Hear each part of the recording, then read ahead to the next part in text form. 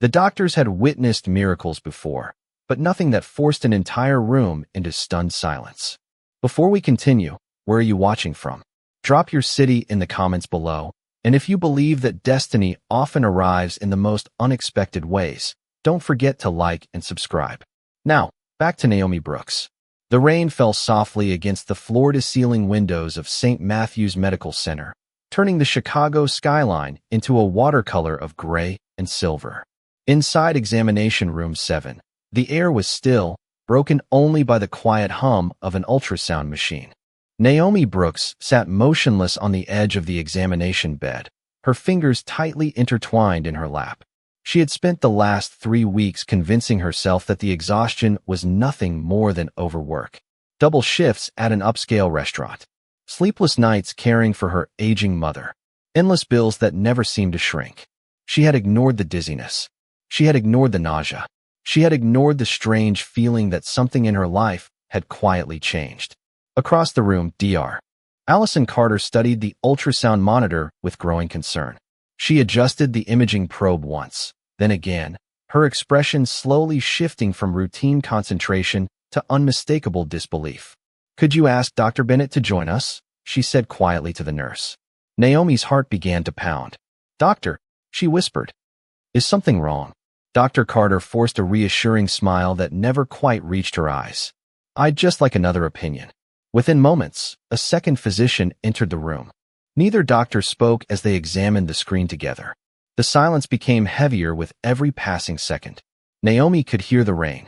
She could hear her own breathing. She could even hear the rapid rhythm of her heartbeat. Finally, Dr. Bennett turned toward her. "Ms. Brooks." Naomi nodded nervously. "You are pregnant." The words landed gently, yet they carried enough weight to stop time. Her lips parted. "Pregnant?" Her thoughts immediately raced backward through the past month, replaying every conversation, every unexpected encounter, every moment that had quietly altered the direction of her life. Before she could process the news, Dr. Carter spoke again. "There is something else." Both physicians looked back at the monitor. "We're detecting multiple fetuses." Naomi frowned, certain she had misunderstood. "Twins." Dr. Carter slowly shook her head. "No. Triplets." Another pause. "I'm afraid it's more than that." The room fell completely silent. "Our scans indicate that you're carrying quintuplets." 5 tiny heartbeats appeared on the screen. 5 delicate lives. 5 impossible miracles. Naomi stared at the monitor as tears welled in her eyes. "That can't be right." Her voice barely existed. "It's only been about a month." Dr. Bennett folded his arms thoughtfully. "We're going to repeat every scan and perform additional examinations. This is an extremely uncommon pregnancy, and we want to ensure every measurement is accurate." The nurse quietly squeezed Naomi's hand. Outside the hospital, life continued without hesitation. Cars rolled through rain-soaked streets. Office workers hurried beneath umbrellas. Restaurants prepared for another busy lunch service. No one realized that, inside a single examination room, the future of one of Chicago's most powerful families had already begun to change. Naomi instinctively placed both hands over her abdomen. Only one face entered her mind. Ethan Park, the Korean Mafia boss whose name was spoken in whispers across the city. A man surrounded by wealth, influence, and danger. A man who inspired fear wherever he went, and who had unexpectedly revealed a quiet humanity no one else seemed to notice. She had never imagined their paths would become connected like this. She had never imagined that one extraordinary month would leave them standing at the edge of a future neither of them could have predicted. What Naomi didn't know was that someone else had already started asking the very same question echoing through her heart. How could this have happened? The answer would unravel secrets far more dangerous than anyone in that hospital room could possibly imagine. 29 days earlier, Naomi Brooks believed her future would look exactly like her past. Every morning began before sunrise. Her tiny apartment overlooked an aging brick alley on Chicago's South Side, where delivery trucks rattled past cracked sidewalks and the scent of fresh bread drifted from the neighborhood bakery. By 5:30, Naomi was already awake, quietly preparing breakfast before checking on her mother, Eleanor, whose failing kidneys demanded constant care. Medication bottles lined the kitchen counter beside unpaid utility bills, silent reminders that every hour Naomi worked meant another chance to keep their small family afloat. She never complained. There was simply no time for it. By 8 o'clock, she stepped through the polished glass doors of Bellissimo, one of the city's most prestigious Italian restaurants.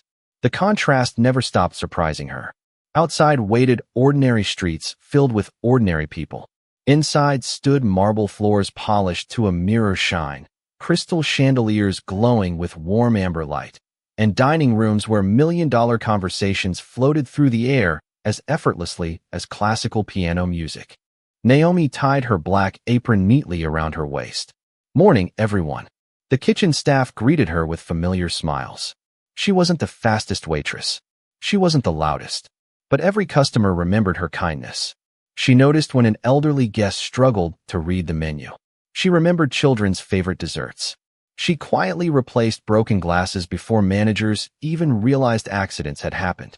Those small acts earned very little money, but they earned something she valued far more: respect. Restaurant manager Sofia Martinez often reminded the staff of one important rule whenever high-profile guests arrived: no gossip, no photographs, no questions. Everyone understood exactly what she meant.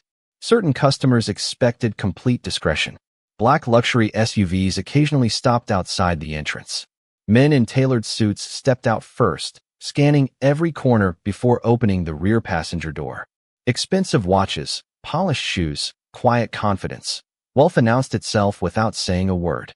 Among those distinguished guests, one name always lowered the volume of the entire restaurant: Ethan Park. Some called him a billionaire investor.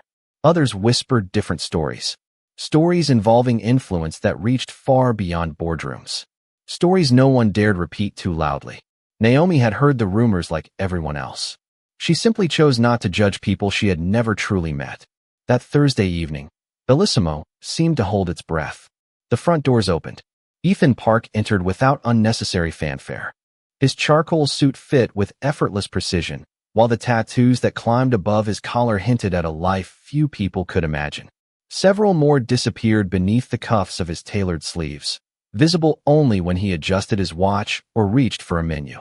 His posture was calm, his expression unreadable, his presence commanding without demanding attention. Conversations softened around him. Managers hurried forward. Bodyguards remained respectfully behind. Naomi approached carrying a leather-bound wine list. "Good evening, Mr. Park." Her voice remained steady. She neither stared at him nor avoided eye contact. Simply professional. Simply respectful. Ethan looked up. For the briefest moment, his usually guarded expression softened. "Good evening." Two ordinary words. Nothing more. Yet Marcus Reed, Ethan's longtime head of security, noticed something unusual. Most people either feared Ethan or desperately tried to impress him. Naomi did neither. She poured sparkling water with careful hands, recommended the evening's special, wished him an enjoyable dinner, and continued serving other tables as though he were simply another guest. She never noticed Ethan quietly watching her move through the dining room. Not because she was trying to attract attention, but because she treated every person, from wealthy executives to exhausted dishwashers, with exactly the same quiet dignity.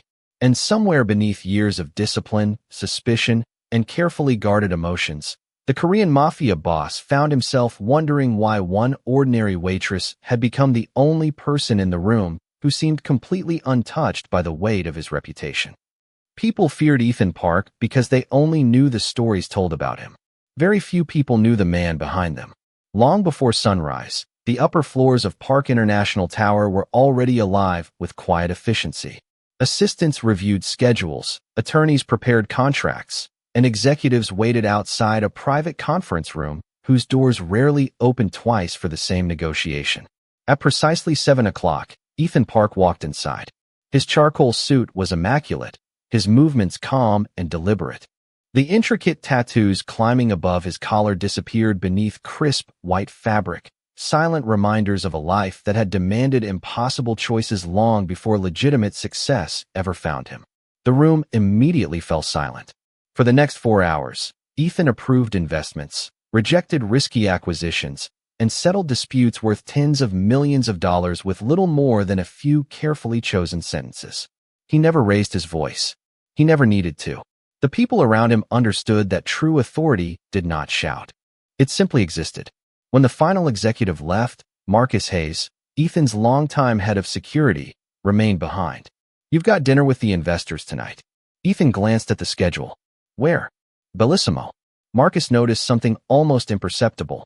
The corner of Ethan's mouth moved ever so slightly. "You don't seem disappointed." "I like the food." Marcus almost laughed. "You've eaten there 4 Thursdays in a row." Ethan continued reading financial reports. Coincidence? Marcus had protected Ethan for nearly 15 years. He knew the difference between coincidence and intention. "You've changed." "I have." "You leave earlier. You cancel fewer dinners. You actually finish dessert." Ethan looked up. "What exactly are you suggesting?" Marcus folded his arms. "I think someone has reminded you that life exists outside conference rooms." Ethan didn't answer. Instead, he looked through the floor-to-ceiling windows overlooking Chicago. His mind wandered somewhere unexpected. To a quiet restaurant. To warm golden lights. To a waitress who smiled at everyone with exactly the same sincerity. He remembered the first time he had truly noticed Naomi Brooks. Not because she was beautiful, though she certainly was. Not because she treated him differently. Because she didn't. One evening, an elderly customer accidentally dropped his wallet beneath the table. Before anyone else noticed, Naomi quietly picked it up and returned it without checking its contents. Another server later whispered that the wallet had contained several $1,000s in cash. Naomi never mentioned it. Another night, a young dishwasher accidentally shattered an expensive wine bottle. Terrified of losing his job, he stood frozen while broken glass scattered across the kitchen floor. Naomi immediately stepped beside him. "It was both of us," she told the manager. "If someone should be blamed, blame me too." The manager sighed, shook his head, and let the young man return to work. Naomi never expected gratitude. She simply refused to let someone else carry unnecessary shame. Those moments stayed with Ethan far longer than billion-dollar negotiations ever did. That evening, Bellissimo glowed beneath soft amber lights as musicians played gentle piano melodies. Ethan entered with Marcus and 2 security officers following at a respectful distance. Naomi looked up from arranging silverware. Their eyes met for only a second. "Good evening, Mr. Park." "Good evening, Ms. Brooks." She smiled politely before escorting another family to their table. Nothing extraordinary happened. No dramatic conversation. No lingering glance. Yet Ethan found himself watching the way she comforted a frightened little boy who had spilled juice across the tablecloth, kneeling beside him until his tears turned into laughter. Marcus quietly leaned closer. "You're looking at her again." Ethan remained silent. After a long pause, he finally spoke. "In a city where almost everyone wants something from me." His eyes followed Naomi as she disappeared into the kitchen. "She's the only person who seems completely content simply being herself." Neither man realized that fate had already begun counting the days. In less than 1 month, that quiet admiration would grow into something neither of them had planned, and their lives would become connected in ways no amount of power could ever control. Sometimes fate doesn't announce itself with fireworks.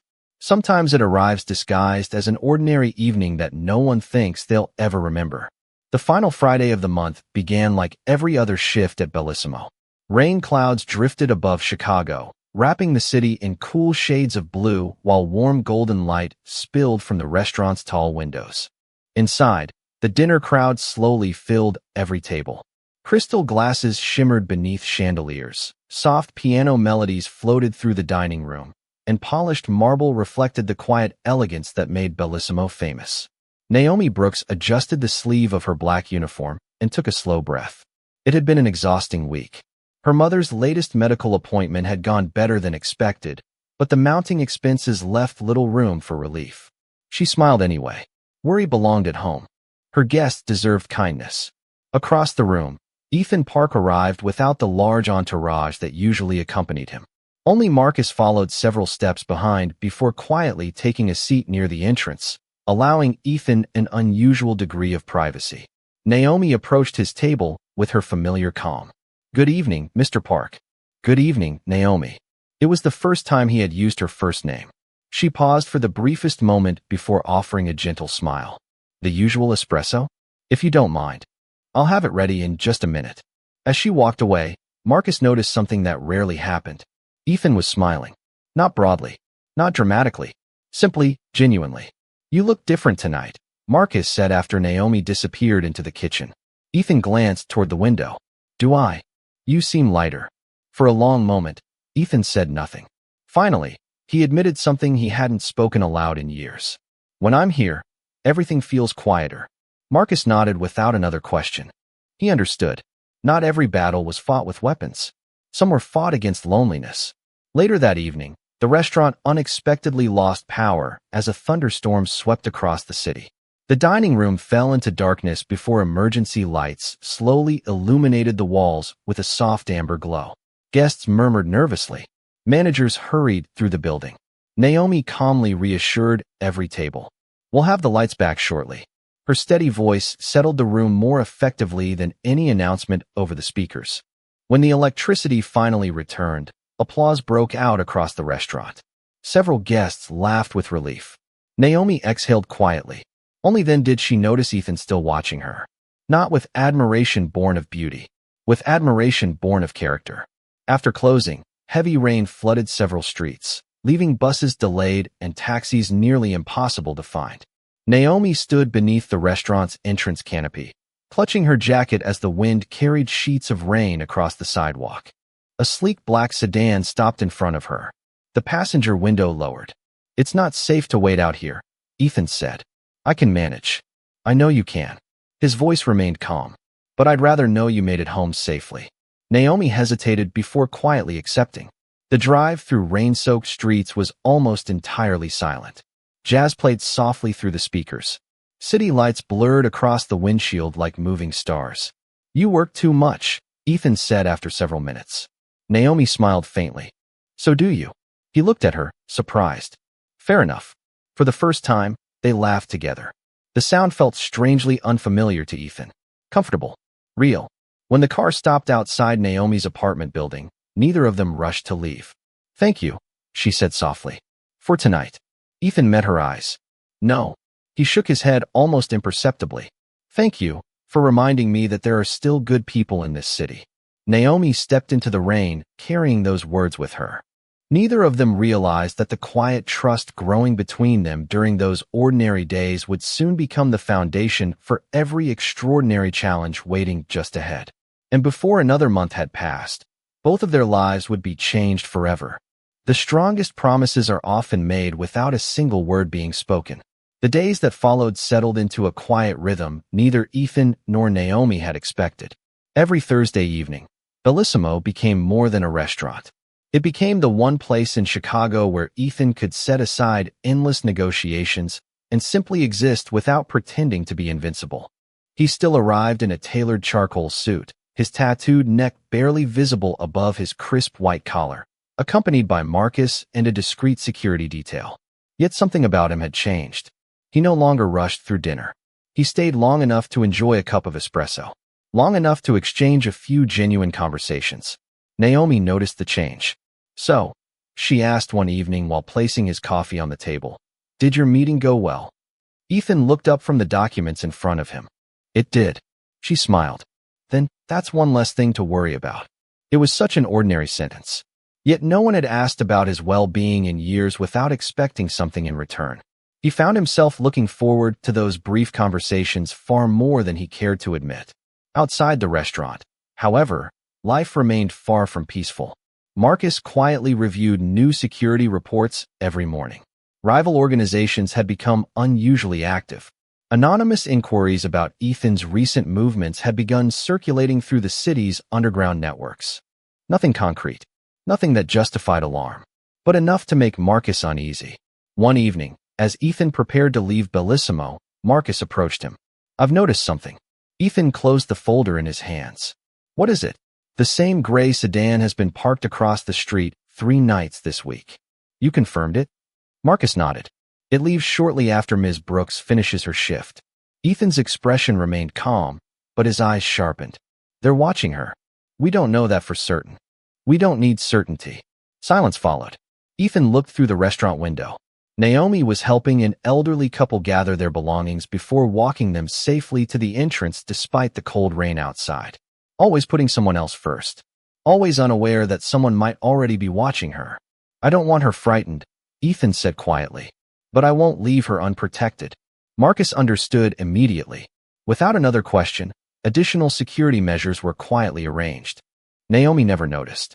She never realized that unfamiliar pedestrians occasionally appeared near her apartment simply to observe the neighborhood. She never questioned why a patrol car seemed to drive past more frequently than before. She assumed the city had become a little safer. The truth was exactly the opposite.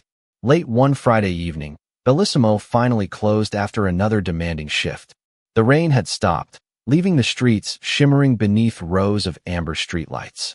Naomi stepped outside carrying a small paper bag of leftover pastries for her mother. She had barely reached the corner when she heard footsteps behind her. Her heartbeat quickened. She turned. Instead of a stranger, she found Ethan standing several yards away. "I wasn't trying to startle you," he said. "You did." A small smile appeared between them. "I thought you had already left." "I did." He paused. "Then I realized I wasn't comfortable knowing you were walking home alone." Naomi looked at him for a long moment. "You don't have to keep looking after me." "I know." His answer came gently. "I choose to." The words lingered in the quiet night air. For a moment, neither of them spoke. No declarations. No dramatic gestures. Only two people standing beneath the glow of city lights, discovering that trust sometimes grows in silence rather than in grand promises. Neither Ethan nor Naomi realized that someone inside the parked gray sedan across the street had just captured another photograph. And somewhere in the darkness, that single image was about to become the first move in a dangerous game that neither of them had chosen to play. The truth has a way of arriving quietly, long before anyone is ready to face it. Nearly 4 weeks had passed since Ethan and Naomi's lives had begun drifting toward one another in ways neither of them had planned. To everyone else, nothing had changed. Naomi still arrived at Bellissimo before the lunch crowd. She still tied on her black apron with the same careful hands. She still smiled at every guest, remembered favorite orders, and hurried home each evening to care for her mother. But her body had begun telling a different story. At first, she dismissed the exhaustion. Long hours, too little sleep, too much worry.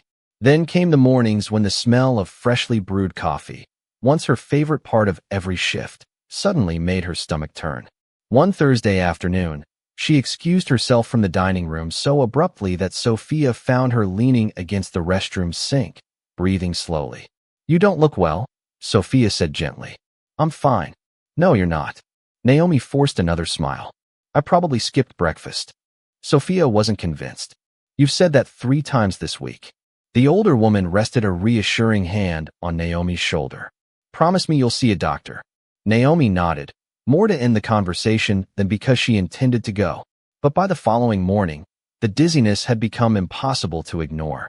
The neighborhood medical clinic smelled faintly of disinfectant and fresh flowers. Sunlight filtered through large windows as nurses quietly guided patients from one examination room to another. Naomi sat alone, nervously twisting the strap of her handbag. She wasn't frightened. Not yet. Dr. Allison Carter reviewed Naomi's symptoms with calm professionalism. "Fatigue." Naomi nodded. "Nausea." Another nod. "When was your last routine examination?" Naomi looked away, embarrassed. "It's been a while. We'll start with some standard tests." Minutes later, the doctor returned carrying the preliminary results. Her expression remained kind but thoughtful. "I'd like to perform an ultrasound." Naomi frowned. "An ultrasound? Just to be thorough." The room grew quiet as the monitor flickered to life. Dr. Carter moved the probe carefully, studying the screen. Her movement slowed. She adjusted the angle, then adjusted it again. The silence stretched long enough that Naomi finally whispered, "Doctor, is everything all right?" Dr. Carter pressed the intercom. "Could Dr. Bennett join me for a moment?" Within minutes, a second physician entered. The two doctors exchanged quiet observations while examining the images. Neither seemed eager to speak first. Naomi's heartbeat echoed in her ears. Finally, Dr. Carter turned toward her. "Ms. Brooks." She paused, choosing her words carefully. "You're pregnant." Naomi blinked. The room seemed to lose all sound. Her first instinct was disbelief. Her second was confusion. Only one face entered her thoughts. "Ethan." Before she could gather another question, Dr. Bennett pointed gently toward the monitor. "We're also seeing multiple gestational sacs." Naomi swallowed. "Multiple?" Dr. Carter nodded. We'll need additional imaging to confirm everything. Another scan followed. Then another. When the final images appeared, both physicians looked at one another in stunned silence. Dr. Carter slowly exhaled. The findings are highly unusual. She met Naomi's eyes. Our best assessment is that you're carrying 5 babies. Naomi stared at the tiny shapes on the glowing screen. 5 delicate heartbeats pulsed in perfect rhythm. Tears slipped silently down her cheeks. She placed one trembling hand over her abdomen without realizing it. The future she had imagined only an hour earlier no longer existed. Outside, the city carried on as though nothing extraordinary had happened. Inside that quiet examination room, however, 5 tiny heartbeats had already begun changing the destiny of 2 very different worlds. And somewhere across Chicago, a man who had spent his entire life preparing for every possible threat had no idea that the greatest surprise of his life had already begun. The most dangerous secrets are never discovered by accident. Someone always goes looking for them. Naomi left the clinic with the ultrasound photographs tucked safely inside her handbag. The afternoon sun had broken through the clouds, warming the sidewalks after days of rain, yet she felt colder with every step. 5 tiny heartbeats. 5 fragile lives. She paused outside the hospital entrance and instinctively rested a hand against her abdomen. I'm going to protect you, she whispered so softly that only the wind seemed to hear her. Her phone vibrated. Ethan. His name illuminated the screen. She stared at it for several seconds before letting the call fade unanswered. What could she possibly say? How could she explain something she barely understood herself? If she told him now, his first instinct would be to protect her. And if Ethan Park openly protected a waitress, every rival watching him would immediately begin asking why.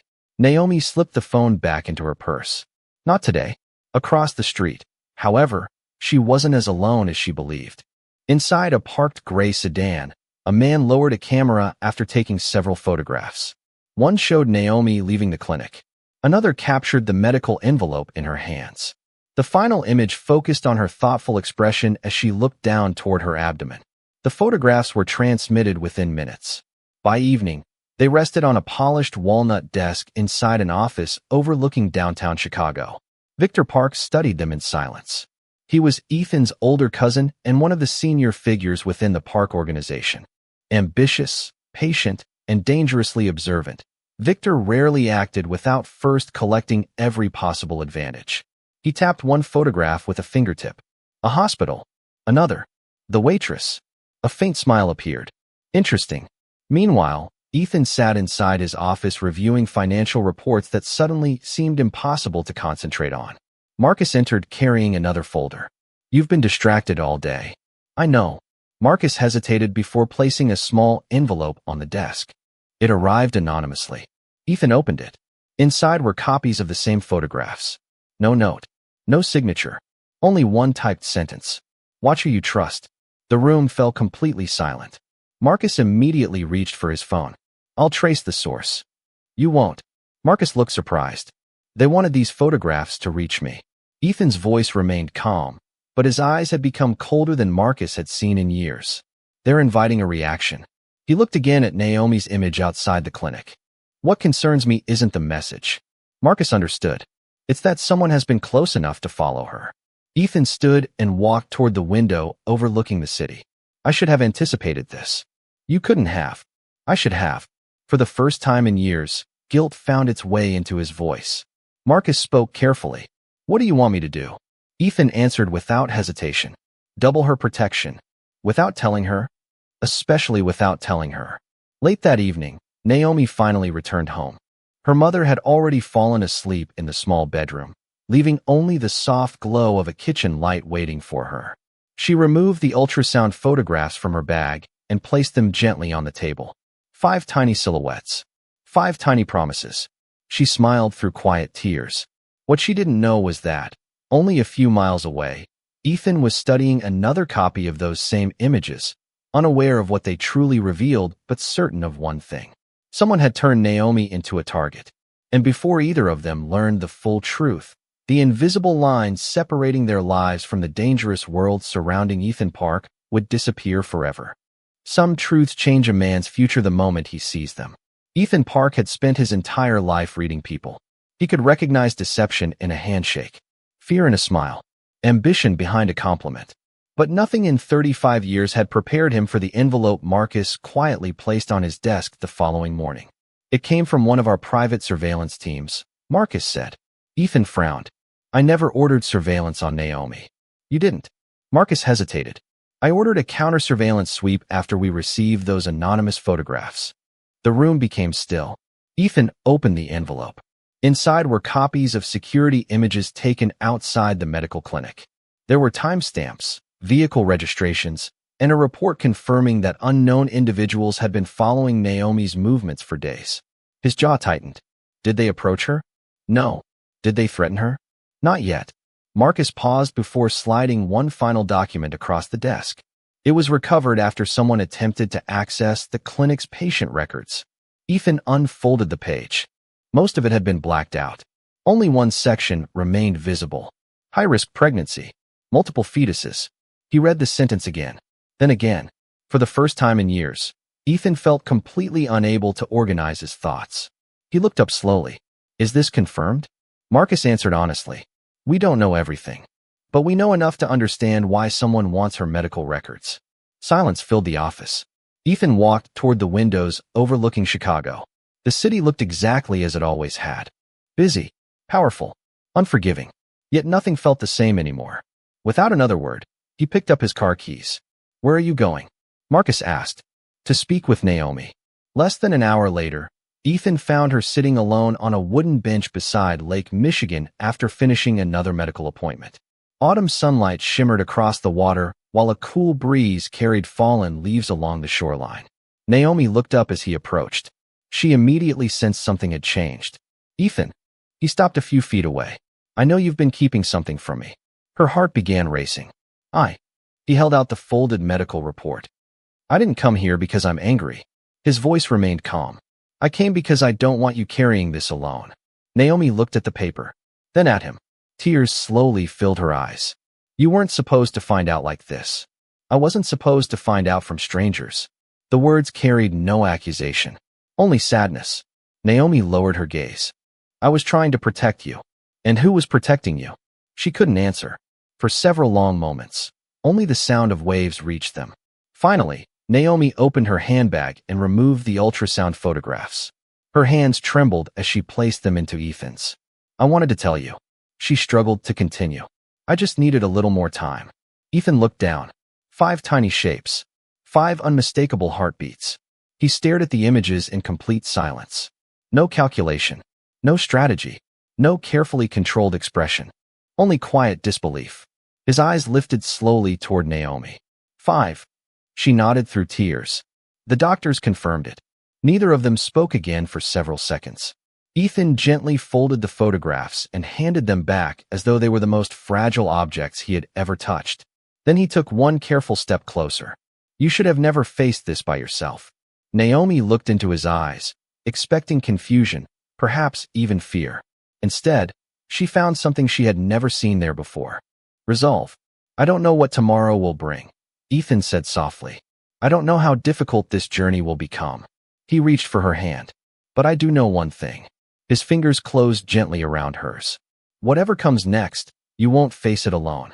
And in that quiet moment beside the lake, the city's most feared man stopped thinking like the head of an empire and began thinking like someone whose greatest responsibility had suddenly become the future of a family. The measure of a man is revealed not when he gains more power, but when he decides what that power is truly for. News traveled quickly through the park organization. Not because Ethan announced anything. He didn't. But men who had spent decades reading his expressions noticed the change immediately. He canceled 3 business meetings in the same week. He postponed an overseas negotiation for the first time in years. Every free hour seemed to disappear without explanation. Victor Park noticed before anyone else. He requested an emergency meeting of the family council. The gathering took place inside the oldest room of the park estate, where dark walnut walls displayed photographs of generations who had built the family's fortune.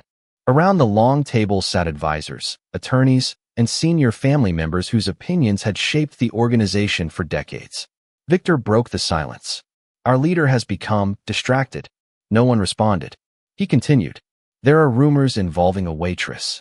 Several council members exchanged cautious glances. Ethan remained perfectly still at the head of the table. Victor leaned forward. We cannot allow personal emotions to weaken decades of discipline. The room waited for Ethan's reply. Instead of defending himself, Ethan slowly stood. He removed the leather folder resting before him and placed it gently on the table. I've listened. His voice was calm. Now you'll listen to me. Silence settled over the room. I was taught that leadership means protecting what depends on you. His eyes moved from one face to another. Somewhere along the way, too many people began confusing leadership with control. Victor folded his arms. And what exactly are you protecting now? Ethan answered without hesitation. Innocent lives. Victor laughed quietly. You're willing to risk this entire organization for one woman. Ethan's expression never changed. No. He paused. I'm willing to protect a future that has done nothing to deserve becoming part of our conflicts. The room became completely still. Even those who privately agreed with Victor found themselves unable to challenge the quiet conviction in Ethan's voice. Marcus stepped forward and placed several surveillance photographs on the table. Images of unknown men following Naomi. Copies of reports documenting attempts to obtain confidential medical records. Evidence of unauthorized surveillance. I won't debate whether there's a threat, Ethan said.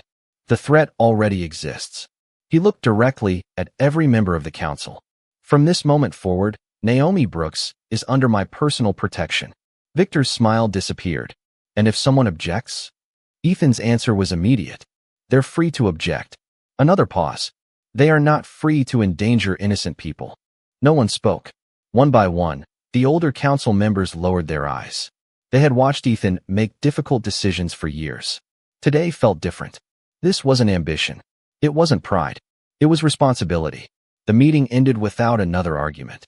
Outside the estate, Ethan walked alone through the gardens before driving directly to the lakeside cottage Marcus had quietly arranged as a temporary refuge. Naomi stood on the wooden porch watching the evening sun settle across the water. You came. I said I would. She smiled, though concern still lingered in her eyes. You missed an important meeting because of me. Ethan shook his head. No. He looked toward the calm lake stretching into the distance. I attended the most important meeting of my life. She looked at him, puzzled. And a faint smile softened the features that had once intimidated an entire city. I finally decided what kind of man I want to become. Naomi reached for his hand. For several quiet moments, neither of them spoke. They simply stood together beneath the fading light, listening to the gentle rhythm of the water. Far from the noise of the city. Far from fear. Closer than ever to the family they never expected to build. And as the first stars appeared above the lake, Ethan realized that the greatest legacy he would ever leave behind would never be measured by the empire bearing his name, but by the lives he chose to protect with everything he had.